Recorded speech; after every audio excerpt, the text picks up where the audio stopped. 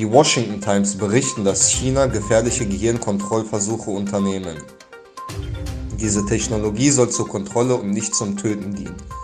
Das Militär forscht auch in Bereichen der Nano- und Biotechnologie.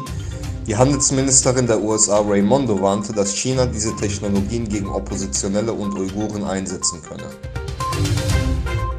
Taiwans Präsidentin hat im Konflikt mit China Peking zu einem Ende seiner militärischen Abenteuerpolitik aufgefordert. Der Einsatz militärischer Mittel ist absolut keine Option, um die Differenzen zwischen unseren beiden Seiten zu lösen, sagte Tsai Ing-wen in ihrer Neujahrssprache am Samstag. Die Bundesregierung hält die Pläne der Europäischen Kommission zur Einstufung der Atomkraft als nachhaltige Form der Energiegewinnung für falsch, sieht aber wenig Chancen, das Vorhaben zu stoppen.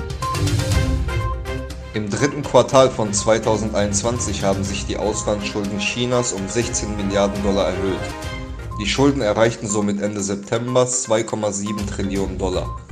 Knapp die Hälfte dieser Schulden seien mittel- bis langfristige Zahlungen. Der Sprecher der Taliban, Mujahid, teilte in den sozialen Medien mit, dass russische Geschäftsmänner sich mit der Führung der Taliban getroffen haben. Es wurden Investitionen in Öl, Gas und Zement diskutiert.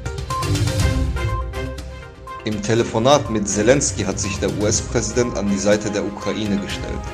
Sollte Russland weiter vordringen, würde man entschlossen reagieren, so Biden.